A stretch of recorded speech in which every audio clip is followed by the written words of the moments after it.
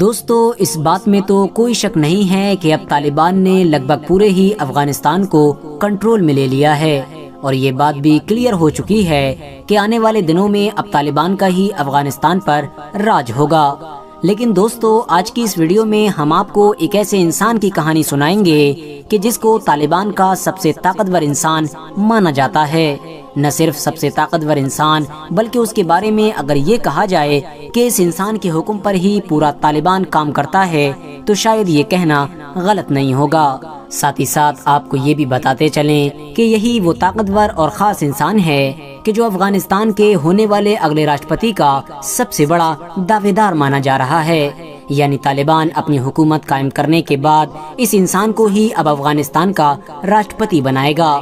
تو دوستو یہ انسان کوئی اور نہیں بلکہ وہی ہے کہ جس کو آج پوری دنیا ملا عبدالغنی برادر کے نام سے جانتی ہے۔ ملا عبدالغنی برادر آخر کون ہے، کہاں سے آیا ہے اور آخر اس نے اپنی پوری زندگی کیسے گزاری ہے، یہی ساری چیزیں آج کی اس ویڈیو میں ہم آپ کو بتانے والے ہیں۔ ساتھ ہی ساتھ ہم آپ کو یہ بھی بتائیں گے کہ آخر ملا عبدالغنی برادر نے وہ کون سے کام کیے ہیں کہ جس کی وجہ سے نہ صرف پورا طالبان اس کے اشاروں پر کام کرتا ہے بلکہ اس کو اپنا سب سے بڑا لیڈر بھی مانتا ہے۔ تو دوستو سب سے پہلے تو ہم آپ کو یہ بتاتے چلیں کہ ملا عبدالغنی برادر کی پیدائش سن 1968 میں افغانستان دیش میں ہی ہوئی تھی۔ 80 کے دشک میں جب USSR یعنی سوویت سنگ روس نے افغانستان دیش پر حملہ کیا تھا تو اس وقت ملا عبدالغنی برادر کی عمر صرف اور صرف 12 سال تھی۔ اتنی کم عمر میں ہی ملا عبدالغنی برادر نے ان مجاہدین کے ساتھ مل کر جنگ لڑنا شروع کر دی تھی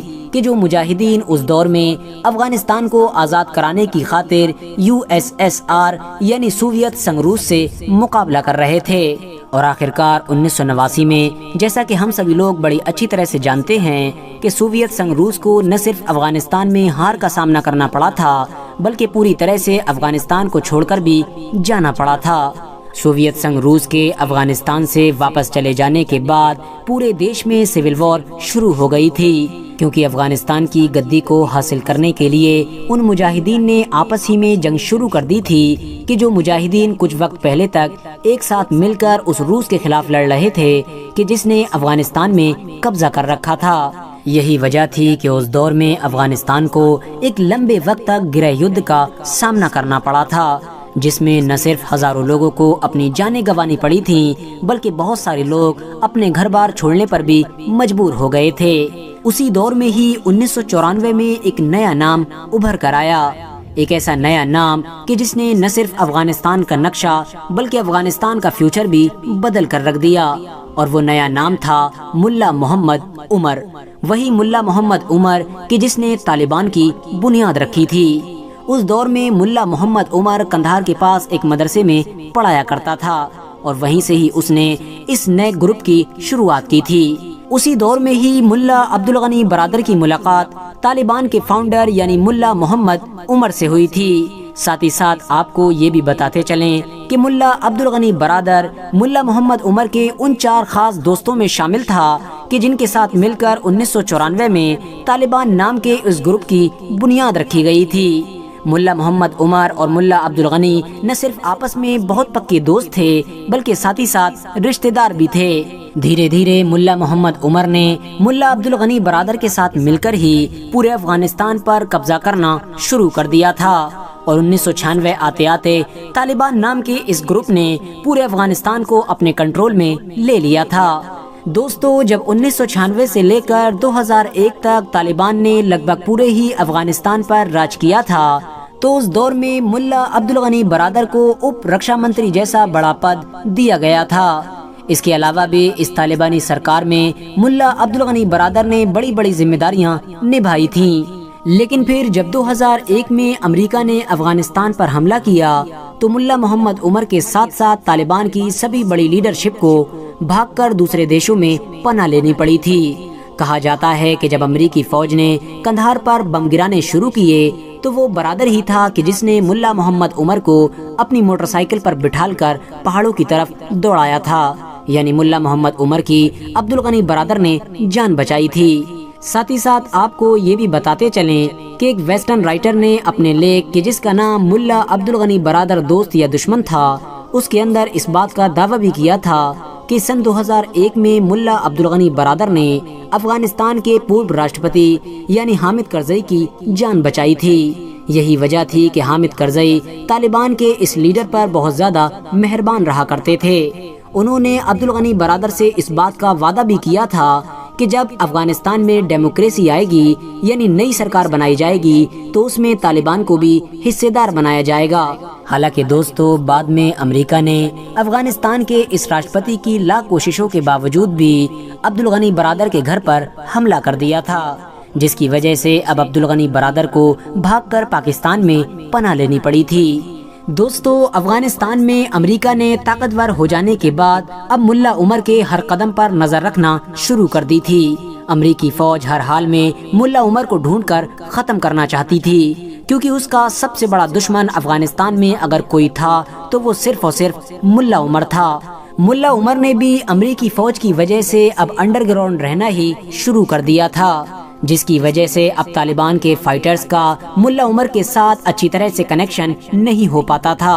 اور دھیرے دھیرے ان لوگوں کے بیچ بہت بڑی پریشانی کھڑی ہونے لگی تھی۔ یہ دیکھتے ہوئے ملا عمر نے اب اپنی ساری ذمہ داری ملا عبدالغنی برادر کے حوالے کر دی، یعنی اب طالبان کا لیڈر ملا عبدالغنی کو بنا دیا گیا۔ دوستو امریکہ نے یہ سوچا تھا کہ شاید ملا محمد عمر کے انڈر گراؤنڈ ہونے سے طالبان خود بخود کمزور ہو جائے گا، لیکن ملا عبدالغنی برادر نے جیسے ہی طالبان کی کمان سنبھالی تو طالبان پہلے سے بھی زیادہ طاقتور ہونا شروع ہو گیا۔ دھیرے دھیرے طالبان نے امریکی فوج کے اوپر اپنے حملے اتنے زیادہ تیز کر دیے تھے کہ اب جنگ میں مرنے والے امریکی فوجیوں کی تعداد پہلے سے دگنی تگنی ہو گئی تھی، اور اب دھیرے دھیرے امریکہ کو یہ احساس ہو گیا تھا کہ ملا عبدالغنی برادر کی وجہ سے طالبان پہلے سے بھی زیادہ طاقتور ہوتا جا رہا ہے۔ اسی لیے اب امریکی فوج نے ملا عبدالغنی کو اپنے ٹارگٹ پر لینا شروع کر دیا، کیونکہ دوستو اس دور میں ملا عبدالغنی برادر پورے طالبان کو پاکستان کے شہر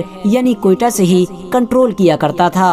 اسی لیے اب امریکہ نے پاکستان کے اوپر دھیرے دھیرے یہ دباؤ بنانا شروع کیا کہ وہ کسی بھی طرح سے طالبان کے لیڈر یعنی ملا عبدالغنی برادر کو گرفتار کرے، اور آخرکار امریکی دباؤ میں سن 2010 میں پاکستان ملا عبدالغنی برادر کو گرفتار کرنے میں کامیاب ہو گیا تھا۔ حالانکہ دوستو ملا عبدالغنی برادر کی گرفتاری پر افغانستان کے پورو راشٹرپتی یعنی حامد کرزئی نے ناراضگی جتائی تھی اور پاکستان سے یہ مانگ کی تھی کہ وہ جلد سے جلد ملا عبدالغنی برادر کو افغانستان کے حوالے کر دے، لیکن لاکھ دباؤ کے باوجود بھی پاکستان نے ملا عبدالغنی برادر کو افغانستان کے حوالے نہیں کیا تھا، اور سن 2010 سے لے کر سن 2018 تک یعنی پورے کے پورے 8 سال ملا عبدالغنی برادر پاکستان کی ہی قید میں رہا تھا۔ لیکن دوستو اس بیچ طالبان کے فائٹرز دوسرے لیڈرز کی لیڈرشپ میں امریکہ کے خلاف لڑتے رہے تھے، اور سن 2018 آتے آتے